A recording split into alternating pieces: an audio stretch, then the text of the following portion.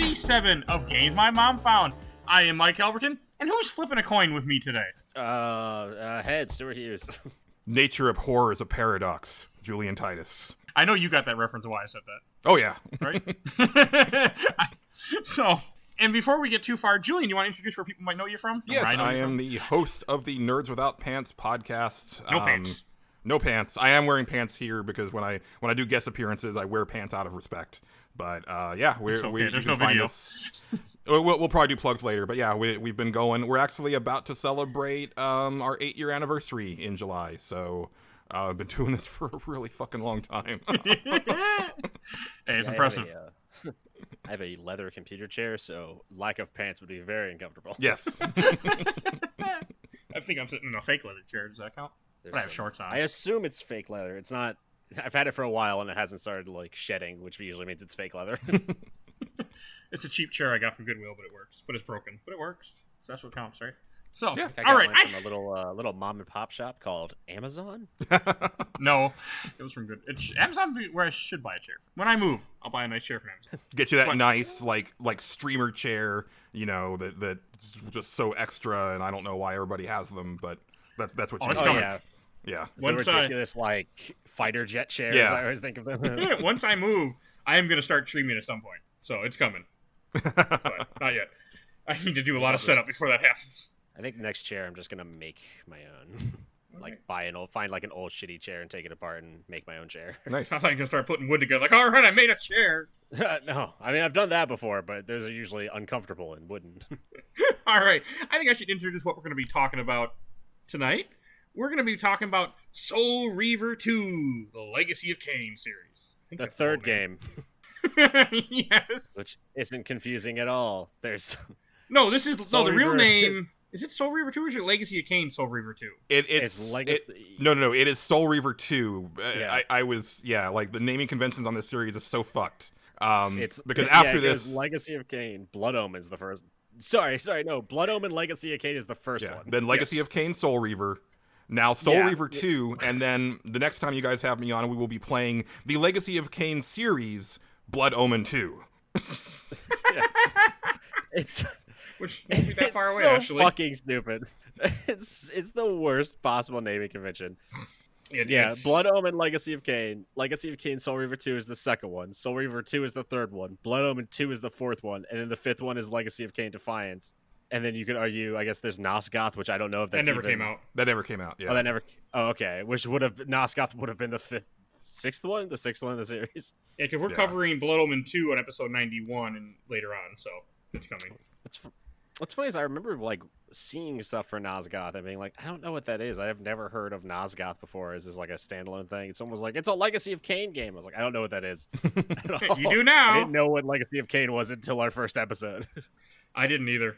I had no idea what Blood Omen was. Now that you've played Soul Reaver 2, you should be a Legacy of Kain expert, because I had forgotten how deftly this game's story weaves into the first game, and really, like, this is where I think Legacy of Kain lore actually solidifies itself, because Soul Reaver 1 was definitely just kind of like trying to establish Raziel's story, where this is like, oh no, we're bringing in all of the stuff from the first game and weaving it into this and like making this like rich tapestry now, which like we'll definitely get into it, but I was amazed at how enthralled I was by the story of this game. Before, I should say, this game came out in 2001, and there will be spoilers for Soul Reaver 2. And if you have no idea what the hell Soul Reaver 2 is, check out episode 19, we talk about Blood Omen, and check out episode 40, we talk about the first Soul Reaver in this show. Oh, good. I was literally opening our list right now to see which episodes. I wrote them down ahead of time. I came prepared this time. I think, I was on both those episodes, and I remember thinking going in, good, I'll finally get like the Legacy of Kain series, and then having beaten both of them now, I guess all three of them now, I can safely say I still have no idea about the Legacy of Kain series. Really? I find that so interesting. Because I'm like, every time I go into it, I'm like, oh, cool, this will be the one that like ends the story, and every single time they're like, fuck you. Well, cliffhanger, bitch. So that part, yes, that is an issue, because I honestly don't know if there is a quote-unquote conclusion to this storyline, because I didn't finish Defiance, and so I don't know how that one wraps up. And obviously Blood Omen 2 is a prequel. Well, it's set between the first Blood Omen and Legacy and Soul Reaver. So I didn't know that. Yeah, it's basically Blood Omen 2 is the story of basically Kane coming into his own as a vampire and starting to gain his power. So I think it takes place, like, he wakes up, I think, like 100 or 200 years after the first game, and he's still more humanoid. He looks a lot like he did in the first game, but slightly more vampiric because he's starting to change just a little bit. But Soul Reaver 2 is definitely, like, you know, they definitely weave in, like, I mean, there's straight up a part towards the end where you are in the Sanctuary of the Seraphim when Vorador makes his attack, which is the intro movie to Blood Omen, and I was like, that is fucking awesome. Well, this whole game... Well, again, this game is all about time travel. This game takes place, like, the opening of this game is right at the end of Soul Reaver 1. Like, you fight Kane, you go inside the time portal, and that's where this game takes place at. And it's so weird, like, that cutscene, like, the CG in this game is still amazing. Like, they did a great job with the CG still. Even for, it's been, you know, over 10 years. I liked it. Oh, yeah, and so the funny thing is, you know, so this is 2001. PlayStation 2 is still very, you know, it's still this new shiny thing, right? And I still remember, like, the first, like, in-engine cutscene where you're talking to Mobius, playing this for the first time in 2001, and being like, you can see his tongue, and it's animating correctly. This is the greatest looking game I have ever seen. You must have not played the bouncer. I like to imagine that that's why they gave them, like, all the vampires have 2 fingers, is because they were like, we can animate 2 fingers. We can't do 5, but we can do 2. You know, that might not be wrong.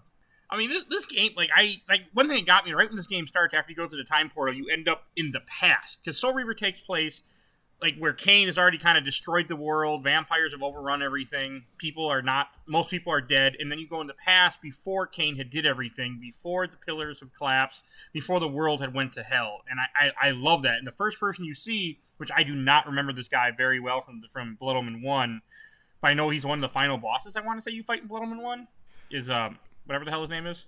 Mobius. He's not one of the final bosses, but he is instrumental to, because there is time travel in the first Blood Omen, which they kind of flesh out a little bit more here. And there was definitely some stuff that I didn't realize at the time. Like, apparently when Ariel was murdered, you know, she was the guardian of balance for the pillar of balance. And when she was murdered, Kane was being born. And the pillars chose him to be the next guardian of balance. And I didn't realize that, like, there was that long of a gap. So Kane was actually just, like, literally being birthed as Ariel was being murdered. And so then, like, 30 years later, he gets turned into a vampire, and then that's when everything kicks off in the first Blood Omen. I mean, the story's amazing in this game, but even if you hadn't played Soul Reaver, if you hadn't played Blood Omen, I still feel that you could be grabbed by this game. Like, there's enough happening to keep you invested and interested in this world that you're in.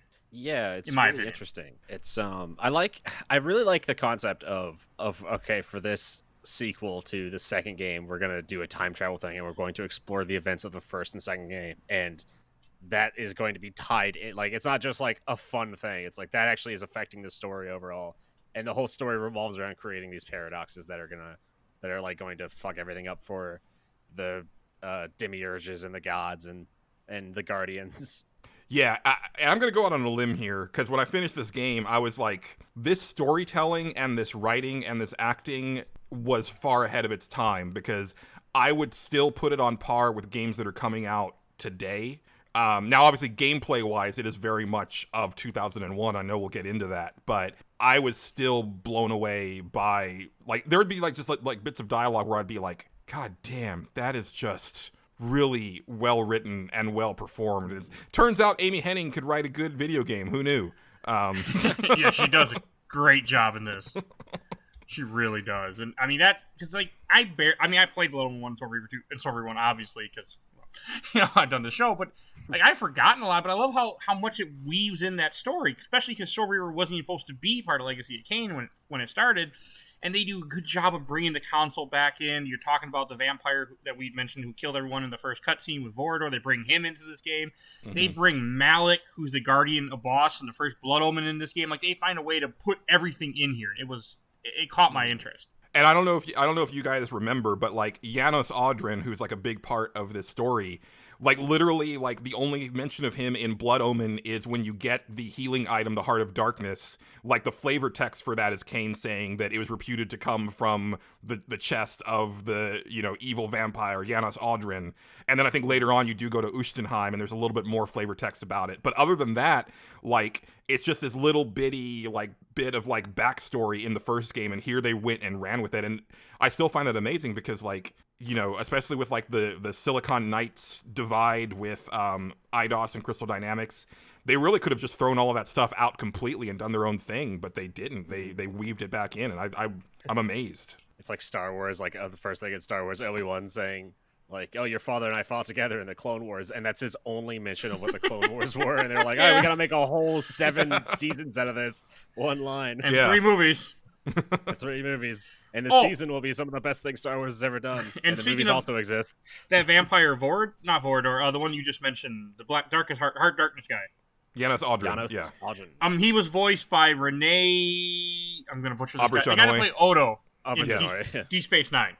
Recently deceased. He actually died in December. Yeah. I was supposed to meet him in November at GalaxyCon, and he didn't show. I'm like, oh, that's too bad. And then all of a sudden in December, I'm like, oh no. I was extra bummed because I almost had a chance to meet him. I was going to. I was like, I'm 100% going to get my picture with this guy. He's awesome. And I was like, I didn't know he died. That sucks. I love died last year. He died before the endless year of 2020. Yeah. He was such an underrated character. He knew something was up. He was like, I'm just going to check out now. The guy who plays Raziel is Michael Bell. The voice cast is just phenomenal, and I know that I mentioned it last time, but I still, like, listeners who are, like, maybe picked up the game to play it, or they didn't know about this, or they can just go on YouTube, like, there's a bunch of, like, behind-the-scenes voice recordings of the actors in the same room playing off of each other, and it's, like, it's really something special to watch. And we should say, this game only came out on PlayStation 2 and Windows, and, like, I unfortunately could not play this game for the show for very long. So a quick disclaimer. I tried to run this on a PS2 emulator.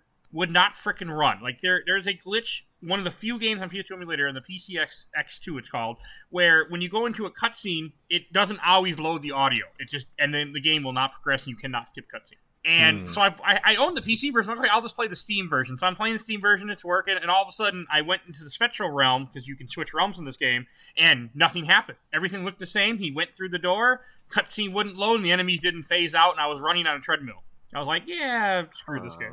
So I had to watch it all on YouTube. That's a shame. It is. Although, now that I played through the whole thing, that might have been the best way to go. It looked cool. I mean, so here's the thing is that, like, when I first started playing it, I was like, okay, this is straight up 2001 PlayStation 2 era combat, because it's very mushy.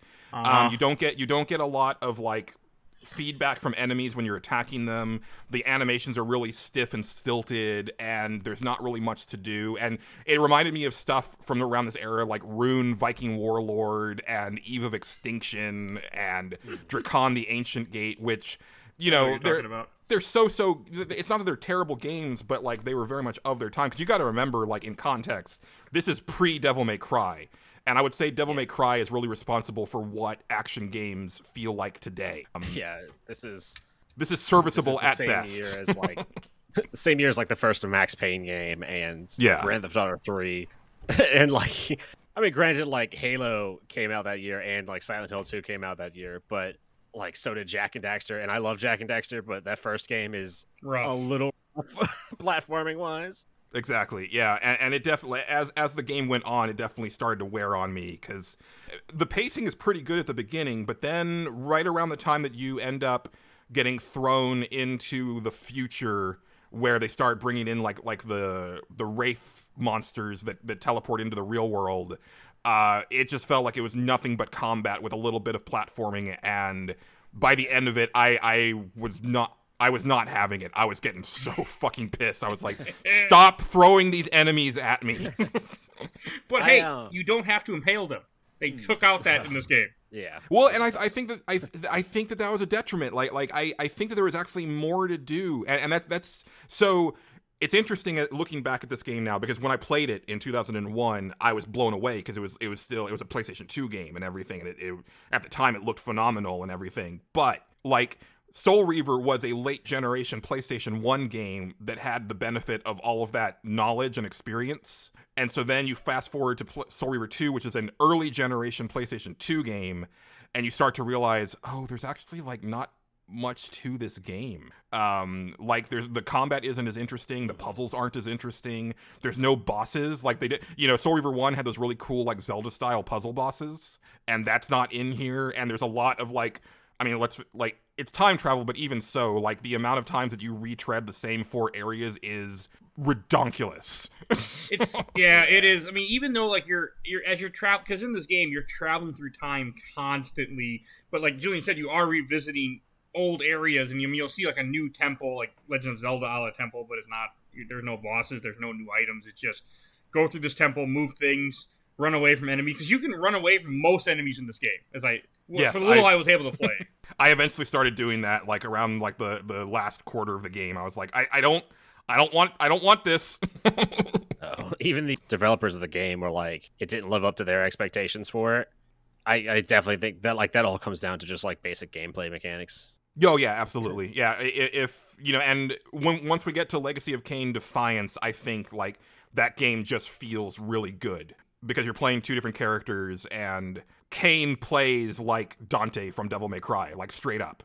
Like he's got like launchers and air juggles, and then Raziel plays like Raziel, but he controls better, which is really nice because the fact that like you couldn't actually manually control the vertical base of the camera was like so off-putting for me. But again, this is 2001. Like Halo had not yet come out, because Halo I think was really the first game to do the full 2 joystick look for camera movement, where here it's like you have to go into first person in order to look up and down, and I'm always moving the camera around in third person games constantly so I can see my environments, and it was a big issue.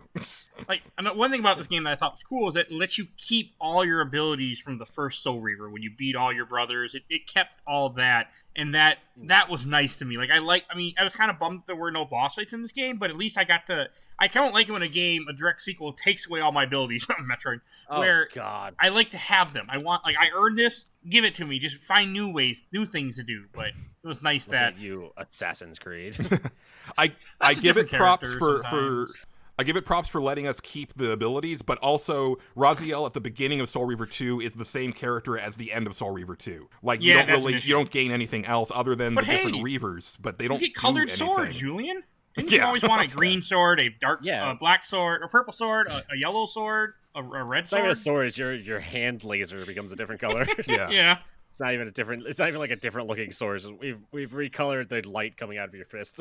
Yeah, I only got the Dark Reaver before the game just would not work. Yeah, because as I mentioned on the last episode, there was a lot of cut content from the first game where there was actually like far more Reavers than were even in Soul Reaver 2 that were supposed to be in the first game. But the weird thing is that like it seems like they had this idea to have multiple Reavers, but they didn't really have any ideas on what to do with them once you got them, because they don't really have any abilities tied to them. They basically allow you to open up new areas, but that's it.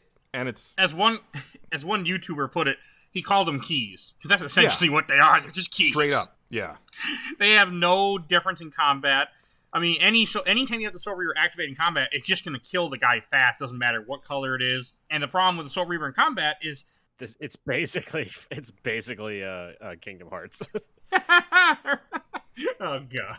Yeah, you're not wrong. Swords are the keys to doors to go into 2 different things. Yeah, because they don't do anything else. Like they look different and they open doors.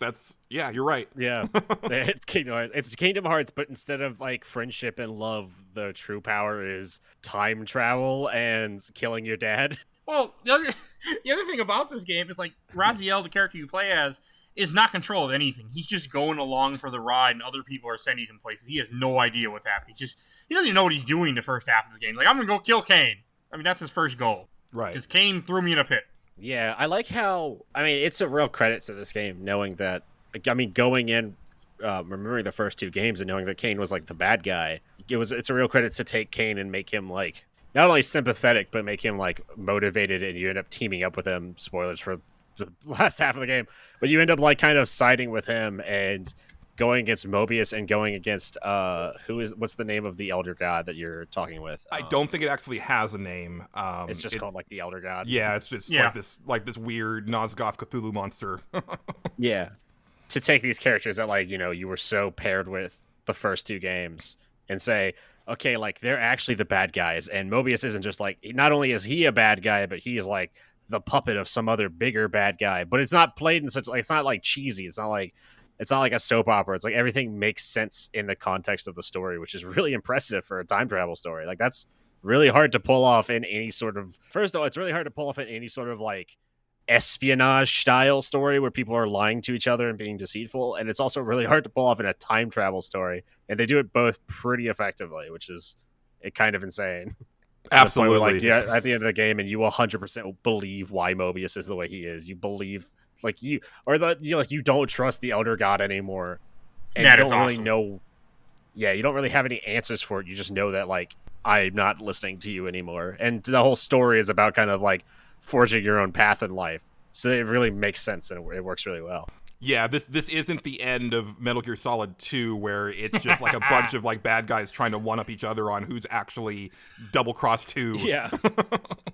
Well, I actually work for Revolver Ocelot. Well, I actually work for the president. Well, the president actually works for the Patriots. Well, the Patriots are actually an AI. It's like it doesn't, as much as I love Metal Gear, it actually stays away from that entirely. Yes. And I think both the first games, I kept bringing up how like Shakespearean they are, but I'm so amazed at how Shakespearean this still is, considering like Amy Hennig, who we brought up earlier, who worked on this, is probably best known today for directing the Uncharted games. Mm-hmm. And like that's such a different attitude towards like your protagonist, to have those games be like, oh, I'm the quick talking, fun, lovable, like adventurer guy, and then this game is like, alas, my God has betrayed me. How I must speak to the back row. Well, and it's funny because I was thinking about this last night, because it's the difference between like hiring capital A actors, because these are like they are theater actors, and my best analogy is when you go back and watch like the older X-Men movies, and you have like Halle Berry and Hugh Jackman and they're actors reading lines, and then you get a scene that's Magneto and Professor Xavier, and all of a sudden it's like, oh shit, like. The gravitas of this movie just like increased by like 30-fold. Yeah, it's like, yeah, Wolverine's cool and all, but I want to hear Magneto battle Xavier with words rather than throwing a bus at him. Yeah, we are the future, Charles, not them. They no longer matter. It's like, Here's my beliefs. Well, here's my beliefs. Alas, we are at an impasse, my good friend. And Wolverine's like, let me stab him. Let me stab this guy. All of Wolverine's interactions with Magneto, I'm going to stab the shit out of you. No, you're not. Throws him across the bridge. I need to rewatch those movies. But speaking of... Xavier, the only man I couldn't beat. He's in a wheelchair. You could punch him. You could stab him with a knife. Shoot him with a gun. You're like, no. That's not the true victory. I do got to say, in Soul Reaver 2, they do a good job where all the dungeons kind of look... Well, in my opinion, they look different, and most importantly, there are no fucking box puzzles in this game. Again, they're gone. Yeah, there's one. Yes, you're right, and it was interesting. Like, I actually played this with a guide for the beginning part of the game, because I try to avoid using walkthroughs, but it's hard to go back to like a 2001 game design mentality when you're playing, modern games. So I had to like get back into the swing of things. So like by the end of the game, I was like solving everything on my own easily, but I just had to kind of get back into that mindset. Now, I will say one thing is that this game is really fucking dark, and I couldn't play it during the day because I've got like a lot of glare in my game room, and eventually I had to turn the brightness on my television up to an ungodly level just so that I could see where I was going. Yeah.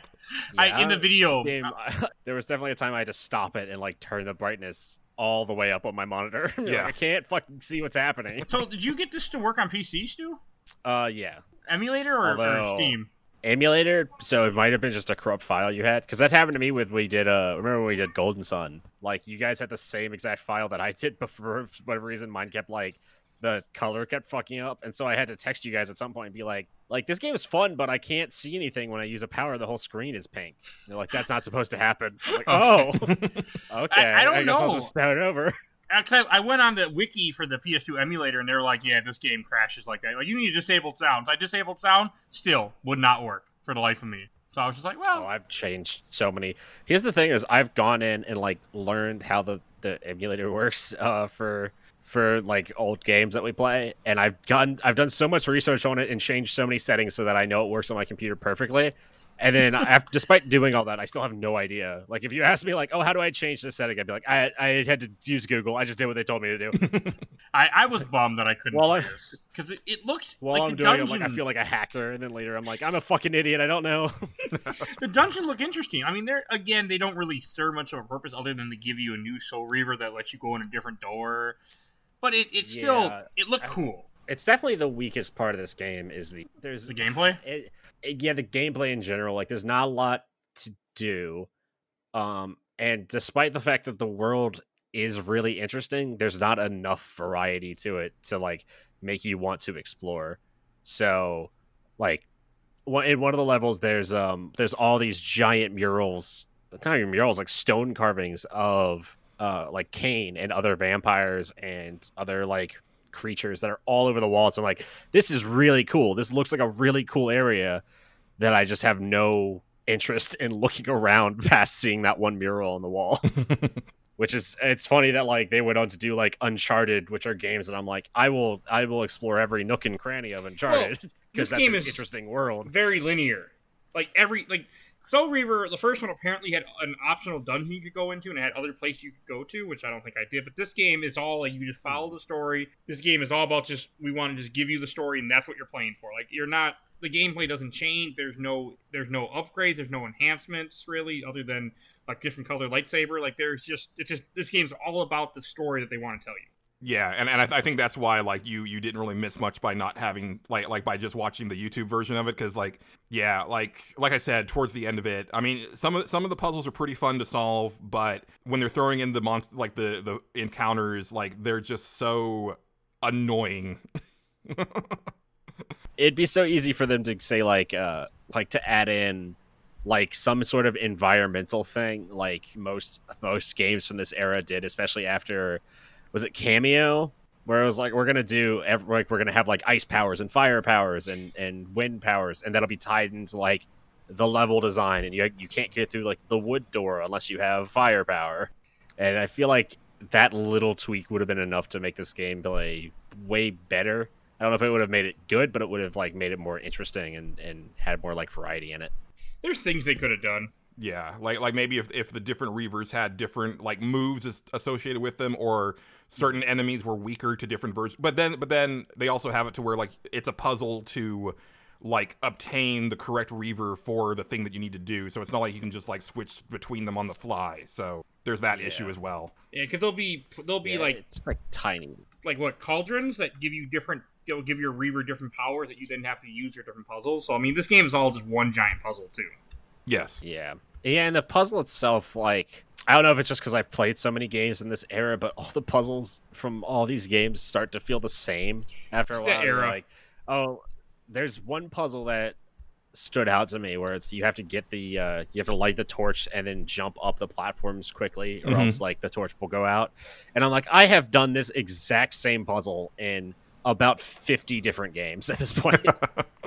Light the torch at one end and avoid the water on the way back. Like it's the same puzzle that's in every game from like the early 2000s. It's just but the stuff before that where you're having to like fill up the blood chalices and like move the blood to different like cauldrons, like that stuff was pretty interesting. Like it looked because cool. Like you're constantly like moving your way up and around. And like I really enjoyed that, but yeah, you're right. Like that last part was just like okay, like, and also because the controls when you're doing the air jets, like that doesn't work very well, especially with the camera. So that was an issue. Oh god, yeah. That last area, I don't know why it just kind of annoyed me. Where you come in and you're like, oh, this area. You have your typical Shakespearean speech of this area was built for those gifted with the ability of flights, but I will not be able to reach it with my tattered wings. I was like, oh god, it's a fucking air temple. Oh no! And sure enough, yeah, every puzzle's related to getting to a higher ledge. Air temple sounds nothing like Siri, my goddamn iPad. Shut up. I don't know why it brought that up. searching for air temples in your area. Yeah, it's like I get at that point I was like, oh god, like I want to know how this story ends, but I just don't want to play this level. Yeah, and for me it wasn't the puzzle solving, but definitely like that last push with like the enemies. There's this one enemy in particular that looks like the Balrog from Lord of the Rings. Yeah, and he's way too powerful, and it's interesting too because this game they didn't use the spectral realm for puzzle solving as much.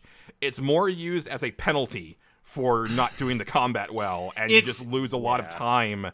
Like there was one part where straight up like one of those enemies like killed me completely like 3 times, and I just and the checkpoint was all the way at the beginning of the game, basically at the Seraphan stronghold, and I was like, fuck. Like, and the enemies respawn. Yeah. And some of the enemies, like, they dodge, and the dodging has iframes. Like, the enemies have iframes, but you don't. So, like, and one will dodge, and you don't get the hit, and then the other one stabs you in the back. And I'm like, God damn it, this just isn't fun. I can't do it. Hey, but at least you're not dodging with tank controls. I think I had more fun dodging with tank controls than I had like oh, this is okay, another room where I fight 2 guys with knife hands. Great, okay. Yeah, and it would have been great if at the end of the game Raziel was just like oh, finally, like done with all that bullshit. I do want to say, as you're talking about like Raziel, like the Balrogs, if you use the Soul Reaver, at least in the video I was watching, it looked like they went down really quickly with the Soul Reaver. They do, but it's hard to avoid their attacks because the dodge is very like imprecise. Stupid. Yeah. So that was the issue, is that like, and they do like massive damage with each attack, and they've got like this grapple attack that is just absurd. I didn't see that. They have all the moves I wish I had in the game. Yeah, they've got essentially. They've got a ranged fireball. They've got a like fire plume. They've got a lunging strike, and they've got a grapple. And it's like, that's too many moves. Why do you have all of those moves? When you don't, you have none of that. Because one thing nice I did notice throughout like a little bit I played and what I was able to see, like a lot of enemies in this game carry swords and spears, and you can pick up most weapons and then fight people with them, which the game kind of expects you to do because you do a lot more damage than you do trying to go one-on-one with them punching because you're weak as hell, even though you shouldn't be. And you don't want to use the Soul Reaver because it immediately... You can't heal. Right, exactly. And also, like, I don't like the control, like the way that the Soul Reaver feels when you're swinging it. It feels even less precise than the physical weapons do. So I would like, as soon as I could grab a sword, that's what I would use. But the spear wielding enemies, like they can straight up just stun lock you into oblivion sometimes. Oh yeah. They were the worst. And even when you're stunned, like they'll hit you and it like stun locks you, or they'll hit you and like you recoil back, but you're still not. You don't have any iframes in that second, and every other game does that where it's like, oh, you got hit by an enemy, which means you can't take another hit while you're still recoiling. Like that's just a quality of life thing that the game needs. Oh, but there's so many games that have fixed that by this point. Like one thing I do want to mention about the story is that we were talking about how you kind of go back and forth through time. I do like the part where Mobius tricks you and you go 100 years in the future and everything went to hell. Like I did like that. Like you see a different future. Yes, there were some cool aspects of this game. Yeah. I like that too because you're trying to go back in time, and like that's Mobius's trick. He actually sends you into the future. You're trying to find the vampire from the Heart of Darkness is what I like. The big goal is throughout most of this game. I want to say probably about a quarter of the way into it. That's when Raziel decides that he needs to go back to try to learn about the origins of the Reaver. Yeah. Okay, and I do like it. How like I want to say you start off in the temple of the Seraphan, where what he used to be before he was brought back from the dead. Like I did, that was kind of cool. And it's cool. Yeah. Well, it's cool and it's not, because like at the end you fight all of his previous brethren, which are also the bosses from Soul Reaver, but now you're the human one forms that killed them, that put them in the coffins, that Cain then resurrects. Like the fact that that's what happens to me was just like, that is awesome. Like that is a way to take your story and put it in a loop with time. Yeah, and I was a little bummed that like their character models weren't like really like unique and interesting. I mean, you do fight yourself as a human, and Raziel as a human looks very cool and different. He's basically the final boss, but I wish that I like like that all you of the other immediately- Seraphim looked like that. Yeah, I like that you immediately recognize who he is, though. Like, Yes. as soon as he showed up, and like it does a close up of his face, and I was like, "Oh my god, is that me?" And then Raziel. a second later, one of the other characters goes, "Raziel, we have to go." And I'm like, "Holy shit!" Like, you look at him, and he looks at you, and despite the fact that this is a PlayStation 1 game, it's like PS2. the look in their eyes is it's just really well modeled. I'm like, "Oh shit, they both just realized what's happening." Yeah. It's cool. Like, Yeah, I like that your goals change so much in this game, which is really cool too. Yeah, okay. It's really cool when like Mike was saying, when you get tricked and thrown into the future, and then when you speak to the Elder God, and Raziel says, "Why is it that Nosgoth is in ruins, but you seem to be thriving?" And then that's when he first starts to realize that things aren't as they seem. As far as his mission goes and everything. And then he starts to realize maybe destroying Cain actually, like, maybe Cain refusing to kill himself to put balance to the pillars isn't the reason that all of this happened. And then sure enough, you realize that, yeah, that's not what caused all of this. I do like how I was trying to think of... he's being manipulated all the time. Like, that's just what's happening. And then there's a scene midway through the game when you have the Soul Reaver and he's right above Cain. He's about to kill him. That's what Mobius wants. He's like, I'm not going to be dictated by other people, and he just doesn't do it. And that looked awesome. Like when I was watching the video of that, like the fact that the whole first game is him trying to kill Cain. He gets to Cain. He has something that's going to kill this vampire, and he's just like, nah, I'm not going to do it. I ain't going to listen to these fools. And it was cool. Mm-hmm. It was like where he made he realized he's just a cog in this machine. He's not really in control of his own destiny. Like that was it's. Okay. I was just going to say, like, there's a great bit of dialogue towards the end when he's talking to the Elder God, and he says, "What is it about me that makes me such a poor tool? Because I've been manipulated by everyone, but I always end up rebelling. Like, what is it about my, personality that's just locked me into this loop of, like, death and rebirth? And, what is it? What is it about me?" And I was like, "Oh, that's good stuff. Good stuff." Yeah, it's cool to have a game that's all about like fatalism and destiny and do it like the gameplay has a lot to leave desire, but the story is actually really so well done of all these characters that believe that like you're bound to this fate, and that because it's so based in theology too. Yes. The idea of like predestination, and like no matter what, like fatalism is just kind of a offshoot of predestination, of like no matter what you do, like your life is set in stone and there's nothing you do matters, so don't bother trying to change anything. Which is not quite what predestination is, but like I like that Cain has like even within all of them having this same like moral philosophy, there's still offshoots of it and like debates in that.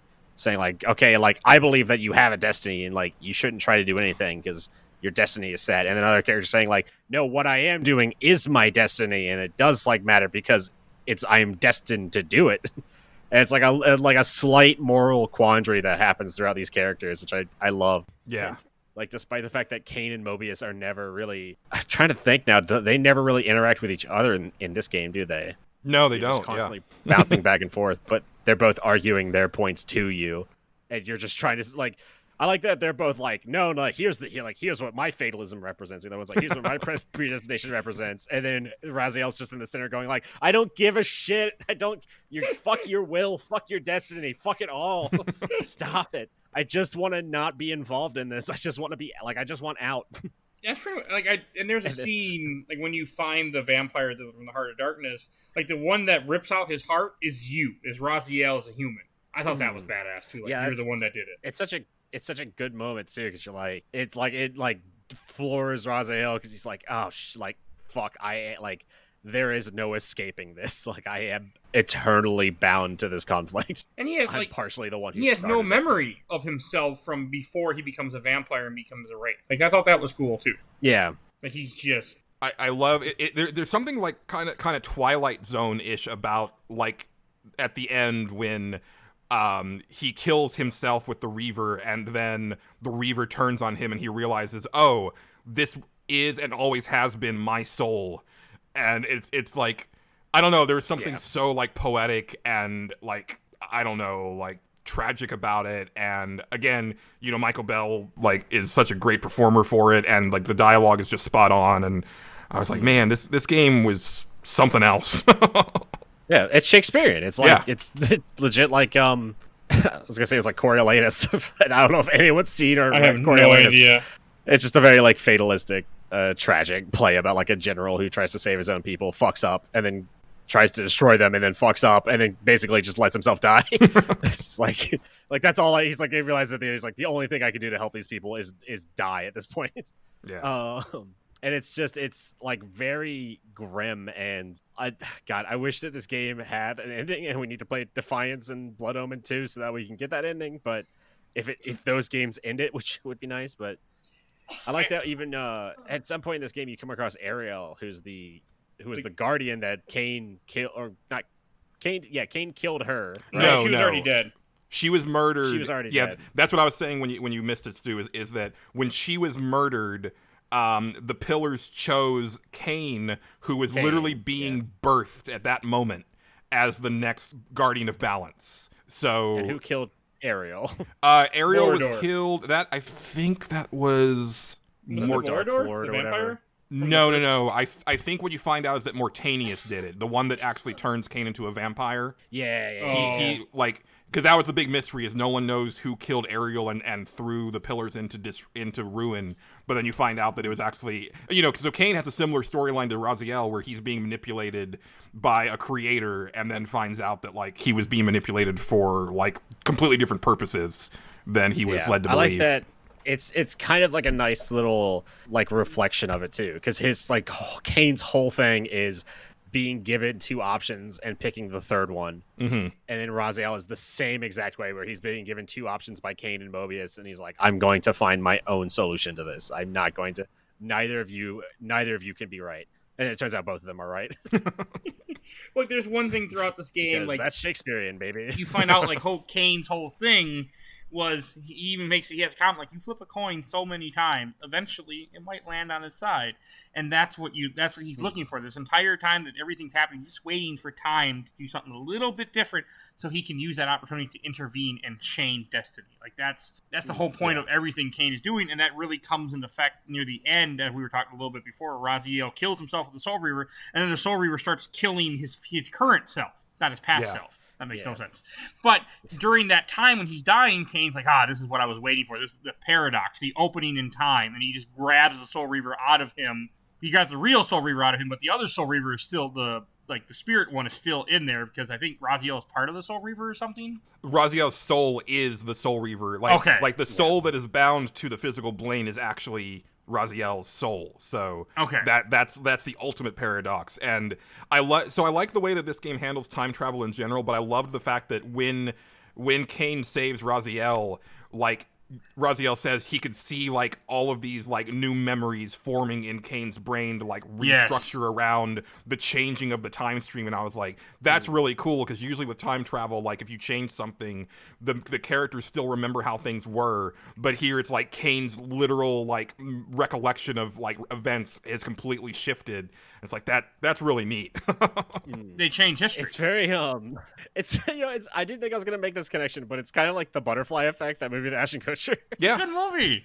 Where like he keeps it's all right. I've seen it once. I liked it. That was many years ago. So it's an okay movie. It's okay. It might not be true anymore. But yeah, like there's a great point in that movie that I always loved, because it's like I think the movie itself is fine, and some people might disagree with me on that, like Mike. But there's a line in that movie that I love. It's not really a line. It's a part where I love, where he's like going to the doctor because his brain is just so the time traveling has started taking effect on him, and no one knows what's going on. He goes to the doctor, and he's like, "It's so weird. His brain is." It's as though it has been alive for much longer than he has, because it's experienced all these different paths. He was like, right. He's only 16, but he has the brain of a 40-year-old man. And I kept thinking of that when playing this game, and I was like, I was not expecting Legacy of Kain to remind me of Butterfly Effect with Ashton Kutcher at any point. No, here we are. I mean, Cain actually alludes to the Butterfly Effect towards the beginning of the game. He talks about how, like, if you... Well, kind of. I think he mentions like if you throw like a pebble into a stream, like the stream just like goes around the pebble like it doesn't exist, and like basically they're the pebbles. But he's trying to make it to where they're a much larger obstruction to the time stream and really like alter the course of the time flow. See, my brain heard the word ripple and immediately it was like, Star Wars. It's Star Wars. It's the Force. They're talking about the Force. It's Star Wars. It's like a ripple. Star Wars? Yes, because you love Star Wars. I do. I know you do. And about every 3 seconds, Kreia in Knights of the Old Republic 2, which you'll hear, Mike, at some point, about every 3 seconds, she goes, the ripples in the Force. And you're like, shut the fuck up. Shut up, lady. Who are you? Go away. That I want to bring up is the save points that you have in this game look a lot like the same like save points from Blood Omen 1. Yeah. The same type of pillars thing. There's a really good because even the map, like if you look at the overall map, it's straight up the map from Blood Omen, and really? Like and even like just like the way things are set up. So like when you go to Ustenheim, which I think is like you can miss Ustenheim in Blood Omen. It's like kind of one of more of the hidden areas, but like in Blood Omen 1, like there's Ustenheim, and then if you go north, like that's where Janos Audrin was supposed to have been living, and then sure enough in this game that's where Janos Audrin is, and like it's surprisingly consistent with that stuff. And again, like they didn't have to. They could have completely disregarded everything that happened in that first game, but they lean into it so wholeheartedly, and I really appreciate it for that. It's so easy to do that too. Yeah, to be like, oh, like all the Mass Effect games all take place on the Citadel, and I don't think you go to the same area of the Citadel in any of them. Yeah, like, this is a completely. Oh, you're on the other side of the Citadel this time. It's like just so they don't have to redesign the same area. I mean, you could argue like the DLC in the third one or whatever, or like Omega, you go back there, but it's so easy to be like, oh, you're like in a different area of the city this time, but for them to say, okay, yeah, no, the map is the same. Like you're basically playing the same game at a different point in time is really impressive. It does a good job of it, and it's very interesting. This game does a lot of things where you'll be walking around, and all of a sudden somebody will, and then he'll start narrating what's happening, and that was my problem why I couldn't play it, because my game couldn't load that. But it's cool how that's all over the place in this game. And I really appreciate the having a first-person narrative, and I wish more games would do that because it adds such a different weight to everything, and it's just a really cool way of. I mean, we get this in movies all the time, but and books obviously, but video games very rarely present the story from the main character's perspective, and I love it, and I eat it up with a spoon, and I wish more games would try it. Yeah, the voice acting is so this game. It's the best thing about this game. Yeah, it's something that's it was so needed at the time. I think that's why so many games from this era started doing that. Like Jak and Daxter, another great example. Where every now and then they would just stop and kind of shoot the shit with each other. Because in a movie you could have the main character say nothing, but you can still see his eyes and face and know what he's kind of thinking.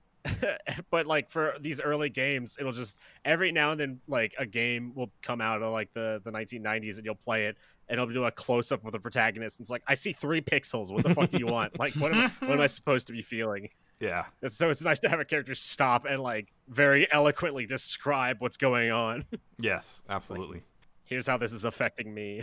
That's a good point you bring up, too, Stu, because, I think 2001 was definitely, the turning point for voice acting.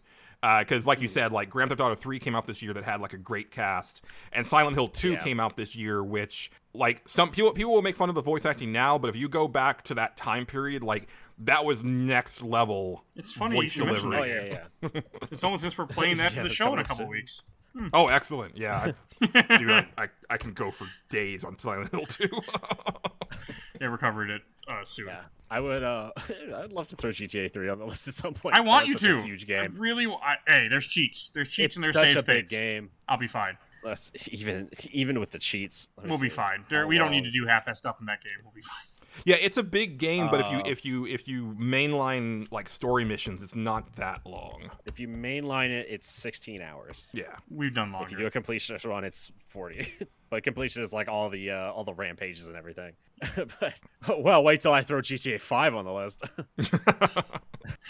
Talking about how that story is a throwback to 80s cinema and how great that is. You got Kane and Lynch for that. You could do that then. I do. And I should make everyone watch Heat when we play that too, because the game is just a retread of Heat in the best way. Any last things you guys want to say about Soul Reaver 2? I feel like we're getting kind of near the end of it. I mean, the problem with this game is that there's just not a lot of game to talk about. Yeah, I didn't realize that, but yeah.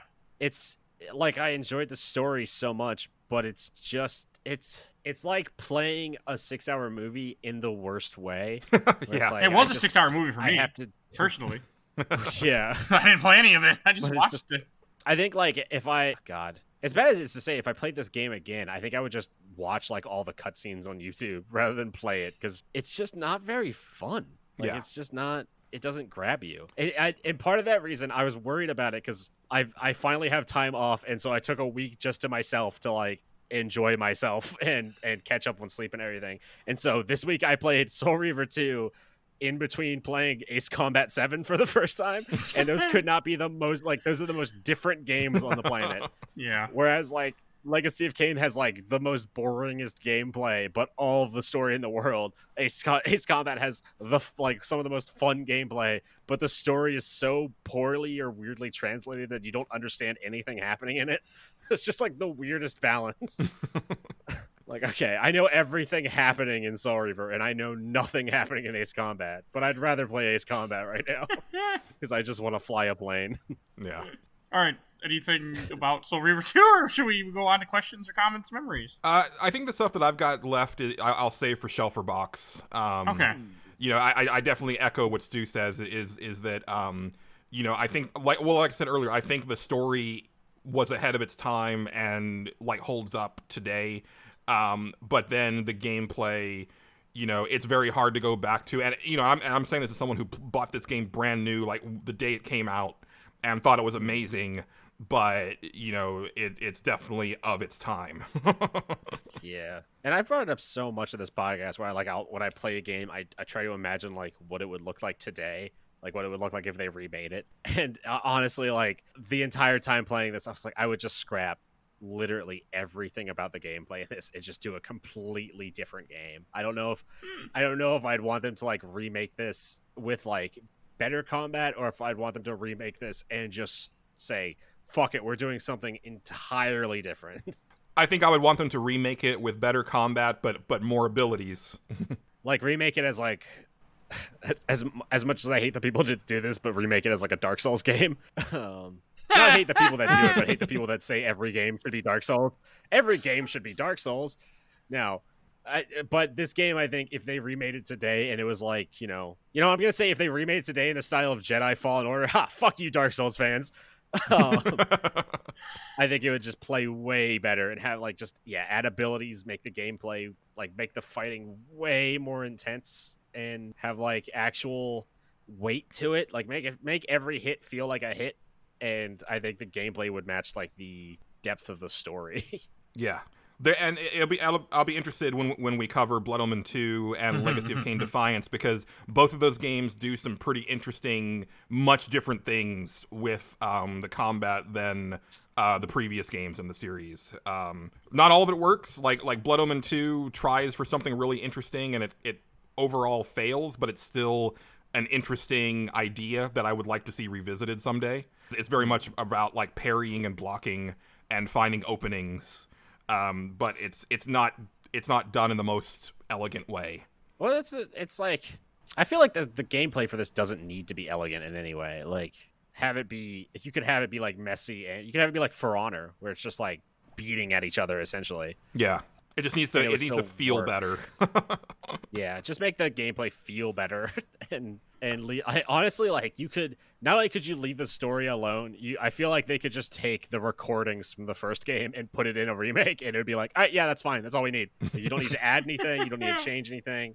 Like, don't change, like, because unfortunately, Renee Auberjonois is gone, but yeah, you know, Tony J is gone. Like, maybe. that's the heartbreaking thing for me, is that if they did bring back this series either with a new game or a remake, like, Michael Bell was already up there in years back in 2001. Like, this is a guy who used to do voiced characters for the Smurfs and the original Transformers cartoon. I mean, he's known for like having a very youthful voice, but he is, you know, like 81 at this point. Yeah. So you would have to recast, and that would kill me. But it's like, if you want this series to survive, like, it's just inevitable. You can probably still get Simon Templeman. Yeah, you'd have to at least recast Raziel, and definitely the Elder God, because that actor died. So I feel like with the Elder God, though, like, you could change the Elder just by the nature of his character. You could change his voice, and it wouldn't matter too much. Yeah.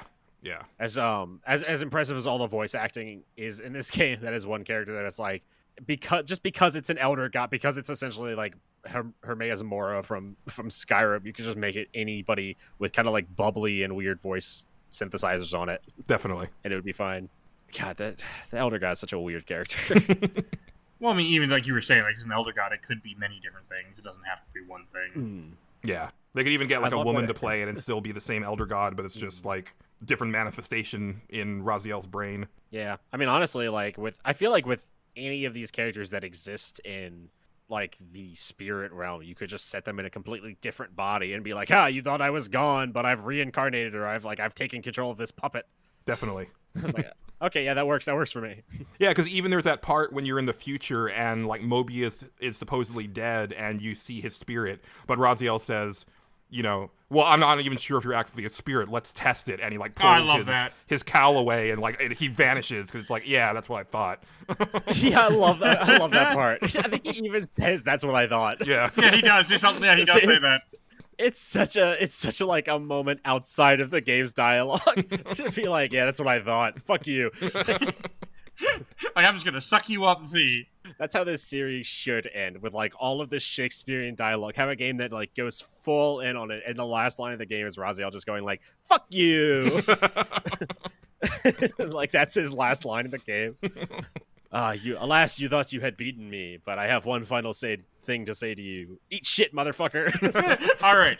I think I'm going to go to questions, memories, or comments. He's like, oh, you got me. I got a couple for this game. I'm not surprised. First, we have someone from the Overblood group. First one from Neo Hackle. I wish I had played it. No, you don't. Just watch a YouTube video like I did. But I wish I did play it. So yeah. I mean, you get the story, but that's about all you need. That's all you need. From Diamante, way less boring than the first one, for sure. Not a bad memory at all. Interesting. Okay. From Lance Howard, didn't get to play it, but loved the first game. Would love to see an HD remaster for the entire Legacy of Kain series. Preach. I would too. We're not getting one, but I would too. Yeah. The unfortunate thing about this show is just realizing how many older games exist that deserve to be remastered. When everyone out there is like, remaster the Mass Effect trilogy. It's like, fucking no, games are still so new. Go back. There's so many better games that deserve it. Yeah, PS2. I love Mass Effect, but those games are still completely playable. But you're getting new versions of them probably soon, so HD remaster sounds like. Supposedly leaks have come out about it. That's the only reason because I've been holding off a replay of the trilogy, and it's only because I keep waiting to see if they're going to remaster it. Mainly just because I want new achievements, because I've got almost all of them for the first game, and I've got them all for the second game. So, I read the leaks, and just the amount of leaks, I was like, none of this is true. Like, this is just there's no way they're changing this much about the game. Yeah. And there's no way this much information is out, and it's like all accurate. There's no way. So I highly doubt it. I'm sure after they finally finish working on Anthem, then yeah, and I mean they're all on back compat on Xbox One, so I've got them all like installed on my hard drive right now. I got them on my PC. I bought them on Steam when they've been on sale. I think they're all fine. There's still like all three of them are still pretty new. Like even the first one, which has started to show his age, is still pretty fun. Well, like, hey, maybe gameplay's a little stale, but a certain co-host. We'll put Mass Effect 1 on the show coming up after we finish KOTOR. Yes, and I need to be there because someone has to sing the praises of the first Mass Effect because you guys were talking some mad yang on it on your 2007 episode, and like Mass Effect 1 is my favorite in the series, and the others don't even come close for me. Oh, really? I fucking love that game. I just think it's like kind of boring compared to the other two. So we'll have to put it on there then. What's funny is you say that when we put Mass Effect 3 on there, I'm going to be the only one going like, the ending's fine. It's fine. Oh, no, I think ending's fine. Like, that's not the problem of Mass Effect 3. The ending worked for me. It was the beginning of that game that I think is the big problem. Yeah. But like everyone always shits on Mass Effect 3. I'm like, did you not? Like, first of all, this is an aside. This is a side rant, real quick. But you can't sit there and be like, the story of Mass Effect 3 is shit and it sucks and everyone should hate it, and then be the same person that's like quoting Mordin every goddamn day. All right, the story either sucks and you hate it, or you like it and you just don't like aspects of it. You can't be like, oh, nothing about it's good, but Mordin is great, and also Rex is great, and Grunt is great, and all these characters are great. Fucking pick a lane. Hate those motherfuckers. All right, got a Mass few Effect more 3 sucks. comments to read. Had to be me. Somebody else could have gotten it wrong. What motherfucker? From Hayton Ermi, said, I would like to thank the story writer, Amy Hennig. I agree with you. From Commode Warren, I think they posted... What? I was just going to say, what is... After Uncharted, what's Amy Hennig doing right now? So she had been working on a single-player Star Wars game for EA that they scrapped. And she was involved with that? She was involved with that. And so I don't know where she has gone since then. I think she's kind of like... I think whatever she's working on has not been announced yet. But that was the big thing she was working on. That was like the big get. Was, they got Amy Hennig for like this big, single-player story-based Star Wars game. Get excited. And then, EA was like, oh, but we don't really like making single-player story-based games anymore. So see ya. Yeah. EA for you. Yeah, I was really upset that got scrapped. Yeah, because they were like, because I still never got over the sting of losing Star Wars 1313. God damn it. Yeah, that was when they were like, we're gonna make our own Star Wars game. It's gonna be single player. I remember that because then Battlefront came out, the new one. And it did gangbusters, and EA was like, "Fuck that! Yeah, it's all about Battlefront, baby. Everyone who's working on this, fuck you. We're working on Battlefront too." Yeah. Okay. Which that game's good, but I don't think that game's quality matches its sales. From Glenn Norcross, said, my favorite memory of Soul Reaver 2 was the first time we saw the pillars uncorrupted in pristine condition. It was wonderful. Yeah. And from Andrew Sofranco, the ending of this game blew my mind like few others have before or since. Ending was pretty epic. It's mind-blowing, but it's doubly mind-blowing when you realize they fucking did another cliffhanger. They actually did that twice in a row. Which does not get... Kane leaves and the fucking game ends, and I was like, what the fuck? I was so upset. It's like, come on. It was like watching watching Twin Peaks: The Return into a cliffhanger, and you're just like, God, David Lynch, God damn it! I waited 25 years for this. Come on. Because you didn't wait 25 years. So long. No, I didn't. I waited like 12. Yeah, I know. But because you don't actually get you don't get that answer to the ending until Legacy of Kain Defiance. Blood Omen 2 is a different thing that does not reference what happened. Right. Because it can't. It takes place before all of this stuff. So yeah, it's like an alternate... So we're gonna play a whole extra game in the meantime. Yes. Yep. Oh man. God damn it. And I'm not putting Defiance on the list probably for at least until later on because I have already my next season picked. I have to wait 3 years to figure out how the story ends. Well, it would in real life. All right, some more questions. We're gonna beat way before we beat Resident Evil or Silent Hill. Oh yeah, because Silent Hill we could have, but we seem to neglect those for some reason. From Mustafasa Shelby. I didn't like it when I first time played, but looking back at it now, I feel like I didn't appreciate this game enough. From Neil Thompson, Raziel not killing Kain when he had the chance and the subsequent time distortions, that and Raziel discovering his own history and killing his past self. What? I mean, that's just his memory. That's probably what he's... Okay, I was like, what am I reading? Yeah. Right. I mean, that is super memorable. Yeah.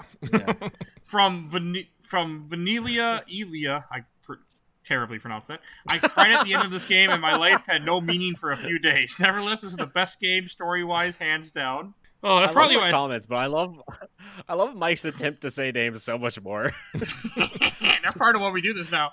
From Louis Zenidog, when you get to the swamp, don't mess with the crows. You will be stuck in the swamp temple. Yep, that happened to me. This glitch was never fixed, and I got stuck there the first time I played this game. Apparently, there's these crows that you see. If you walk by and they disappear, you have to avoid them in order for the game not to glitch, apparently. Huh. Unfortunately, I read that comment after I said fuck you to this game and never went back to it, but apparently that's how you're supposed to get past it. Interesting. I like this one. From Nick Tusimas. Well, apparently for me, the GOG version is virtually unplayable. With every hit, Raziel teleports across the room and also refuses to devour any souls. Oh. This game is glitchy as fuck. Like, it wasn't just me. That happens. As glad as I am that GOG existed and you could get some old games on there. Yeah, they had that issue of ports just not being good. Sometimes. You know what I've discovered is that like on Nerds Without Pants, there's a well documented lineage of me having like a curse with consoles where like my consoles just like break down constantly, but I seem to be blessed when it comes to video game glitches because I almost never encounter them. It's really weird. Like games that are like super glitchy that are like people always talk about. It's like, no, I played through it fine. Like I didn't notice any of that stuff. It never happened to me, like almost without fail. I think I have the benefit of like when I was growing up, I had a friend who was very big into modding, and so if like I think like my main experience with the glitches was playing like Fallout 3 on PC, but because he was so good at modding, he could immediately figure out what the issue was, and so like that was the only issues I had with games glitching. Is like downloading a shitload of mods, it would glitch, and he'd be like, "Oh yeah, see, this is having a problem with this, and I can fix that, no problem." Yeah, that's cool. I'm the same kind of way where I have very few issues with glitches, and if I do get glitches, they're very minor, and usually they're pretty funny. Right. My favorite, of course, being the Skyrim helicopter saber-tooth tigers that would just take off. What the fuck? Oh, if you play Skyrim and you kill the saber-tooth tigers, every now and then, like, their physics will fuck up, and they'll spin around in circles, and they'll build up speed, and so sometimes they'll just, like, start spinning and take off into the sky, like Team Rocket blasting off again. All right. It's really funny. I love when it happens. I got one last comment, one last memory to read from Darren McAuliffe. That was so wrong. The brilliant dialogue. I've seen that intro so many times I can almost recite it from memory. I haven't played it for a few years, so this is from memory. I am not reading the whole thing. But he also says, let's drop the... And then he says, I also love this line. Let's drop the moral posturing, shall we? Your righteous indignation led you here. I counted on it. Hate me, but do it honestly. That's from dialogue so good. I mean, I can't do it the way they do it because I'm not a professional voice actor. Podcaster. Not professional either. But it's... Yeah, it's got good dialogue in this game. To translate that to like a GTA game today, fuck you, bitch, you basic. All right, let's go to Shelfer Box. And Julian, why don't you go first? So this is going to come as a surprise, but I'm actually going to box this one. That is a surprise. It's not like I mean, I loved it when it came out, and as I was thinking about this, Soul Reaver 2 has the Final Fantasy VII effect for me. So when Final Fantasy VII came out, I thought it was the greatest thing I'd ever played, and I was actually writing like a fanzine at the time, and I gave it like a perfect like 100 out of 100. I thought it was just amazing. And then like years later, and when I would revisit it, I would realize, oh, actually, we lost so much from the previous games, like mechanically and like depth of gameplay and like growing your characters and stuff like that. And so in the years since, Final Fantasy VII has actually like it's like a middle of the pack Final Fantasy game for me now, because I just, you know, it's a very basic game. Soul Reaver 2 is the same way, where it's like at the time I was like, this game looks and sounds amazing, like the story is incredible, like it's PlayStation 2 and it's brand new and holy crap. But now looking back and having, you know, played or having, well, I didn't get to play it for the show, but like looking at like footage of Soul Reaver 1 and really comparing them, like there's a lot less in Soul Reaver 2 compared to the first game, and it really like it hurts for it. You know, the puzzles are far simpler, and like there's nothing really interesting with bosses going on, and the combat I think is less interesting. So yeah, it's a game that I'm glad that I played it for the show, but it's a game that I will never play again. So like if I ever want to experience Soul Reaver 2 again, I'm either gonna wait for a remake, which that's not happening, or I'm just gonna go on YouTube and rewatch the cutscenes, because that's really what is the meat of this game. So yeah, you know, sadly putting this in the box, but I just there's good reasons for it. How about you, Stu? It's a hard one. I don't know. I keep going back and forth on it. I think I'd put it on my shelf, but I'd never play it again. I really, really love the story of this. It's exceedingly well done. I think it's really impressive how it like goes back into the original two games and just covers so much and has you experience so much through like a different lens, and it never feels like cheesy or wrong. It always, the story-wise, it always feels like everything makes sense and has a reason, and even especially if you don't know those reasons. I was just gonna say, even if you don't know those reasons, especially when you don't know what like the reasons for things happening, the fact that they're still happening like makes sense in the story. And you're like, okay, I'll discover who's behind this later. Or, like this character will show up who, like, I mean, when Malik shows up and like, that was awesome. Realize who he is. It's great. It's perfect storytelling. But the gameplay is just so stale. It's just not very fun, and the soundtrack's not. I'm sorry to say this because it's like it was done by like a synth pop band. The soundtrack's just kind of boring, and it didn't really grab me. So I don't know. I like this game. I don't think I would ever play it again. I'll probably watch the cutscenes again of like all 3 games because I think it's really well told, and the cover art's really nice. It's like the same picture of like Raziel, who I think I talked about in the other episode, how I always saw that cover and I was like, what the fuck is that game? I don't know what that is. It looks weird. And finally I understand it and know who he is, and I think like, oh, that's great cover art. I don't know. I really like the story of this game. I really don't like the other aspects of it. It's going on my shelf, but it's going low on my shelf just for that. I think it deserves the good scores from a like artistic standpoint, but from a gameplay standpoint, it's just it falls up short. It comes up short. Yeah. Okay, I'll go last. It's much better. I mean, this is going in the box just because I couldn't play it. Because I had nothing but glitches and problems. I mean, I got to experience it in one way, but I really didn't want to play it. Like, I enjoyed my hour that I was able to get through getting the Dark Reaver. Like, I had fun, but the fact that I couldn't play a game, it's going right in the box. So that's all I got, unfortunately. That's fair. Yeah. So, yeah. That about wraps up. Right, now Ace Combat 7, the shelf or box? I would put it on the shelf, even though I didn't know who was alive, and that story makes no sense. I like the gameplay. The airplanes are really fun and cool. So before we get to plugs, I do want to introduce what we're going to be talking about next week. That's another one of my picks. We're actually going to be talking about Super Mario Land 1 and 2. And God, I forgot how I forgot how terrible 1 was until today when I played it. Oh. So, yeah, I'm not excited. One is use save states. Stu, that's all I got. Use save states. You rewind if you have an emulator that has it. Do not play that game legit. 2 is really good, but 1 we're just doing because it's the only way I'm ever going to be on the show. So, is that on the Switch? It's on the Switch, right? I don't know. I don't have. I have a sort of have a Switch. I don't know though. It's got those fun shooter levels though, like the submarine and the plane. They're not fun when your left analog stick won't go up and you have to use 2 analog sticks, one to go left, right, and down, and one to go up. It's not very fun then. I fixed it, but it was not fun. All right, Julian, do you want to mention where people can hear you? Yeah, as I said at the top of the show, I host the Nerds Without Pants podcast. No pants. We just released episode 179 as you're listening to this, and it's actually, if listeners enjoyed this, the whole episode was us talking about things we missed from the bygone era of video games, and I think it's our longest episode ever. It's like over 4 hours, which... Wow. We give you a lot of bang for your buck, but it's a really fun discussion. And also, we have a segment called Video Game Cage Match where 2 games enter and 1 game leaves. And this time we had Silent Hill Homecoming versus Silent Hill Downpour in a battle of the badly made American Silent Hill games. It's got to be Homecoming wins, right? It's got to be Homecoming. You'll have to listen to the episode. Origins is good, though. Downpour sucks. Origin's great. I really like Origins. We talked about that on the show. Homecoming's all right. Downpour sucks.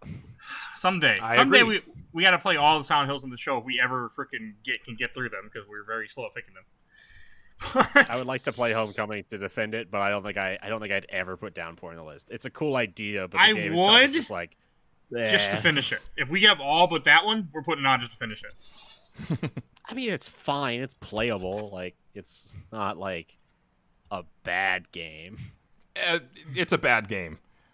I think there's very few like bad games. Like especially today, there's very few games that are like this is unforgivably bad. Like there's still movies that come out all the time that are like unforgivably bad to me.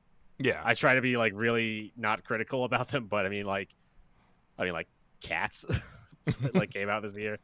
Like Bye Bye Man, I just watched with a friend, and that was just like that's just like an unforgivably like bad movie. Why were you watching so that? boring? Huh? Why were you watching that? Oh, why was I watching it? Sam and I watched it to make fun of it. Okay, well then you had a knew bad what movie you were night. getting yourself into. Well, yeah, but like, there's very few games I think that come out where I'm like, this shouldn't have been made. There's nothing redeemable about this. All right. I also want to give a quick shout out to our awesome intro and outro, courtesy of Bulby, aka Mike Stoney from ZP Bite the Bullet. Song is Cool Kid Squad. And follow us on Facebook, Instagram, and Twitter, where I'm constantly posting new images of what we're going to be talking about. Where we do comic episodes. I'm doing the MCU watch through, where we just published Thor this past week, and we got Captain America coming later in July. And then we'll be posting more after I had time to bank them up. So we briefly talked about doing something interesting with Star Wars that it's happening just later. It will happen. We will. Well, I don't know about its breakdown much, but we will cover the movies at some point. No, I mean what I was talking about. Covering the Star show? Wars. Covering the everything in chronological order. I won't be chronological, but I'll cover everything over time. I want to, since it's not going to be on the show, probably. I would say this. I want to watch I want to watch everything Star Wars, like media-wise. Not including games, like just like the movies, the Rebel show, the Clone Wars show, and what's the other one? Rebellion. I've been told Rebellion's good too. Yeah, if we break down an episode into one season, I'm okay with it. An episode? Oh, okay. I thought you meant like an episode of the show in one season. I was like, that'll take us 18 years, Mike. No. I know. No, I want to watch like all of Star Wars in chronological order, like starting with the Phantom Menace, then going to like Attack of the Clones, then the Clone Wars show.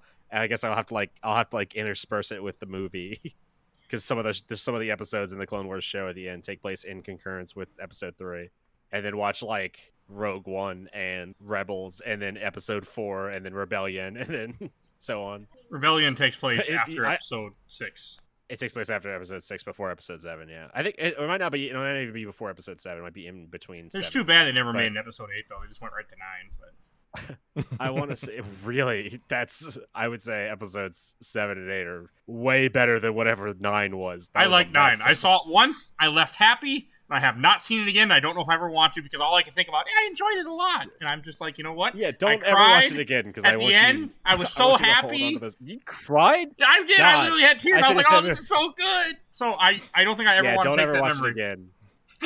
I want you to have those happy memories forever, because my experience with 9 was very different. I stopped watching that movie and I was like angry. I was like, I was just mad at Disney. I literally cried. I was so like, it was just perfect. And I'm just like, nope, never. Nope, we're good. We're gonna take that memory and keep it. That was in my mind. That was one of those movies where I was like, this is almost irredeemably bad. Just because I was like what the? Oh, God. All right, I think we should wrap up this episode. Hopefully, you guys enjoyed what you listened to, because I'm a little scared at the moment.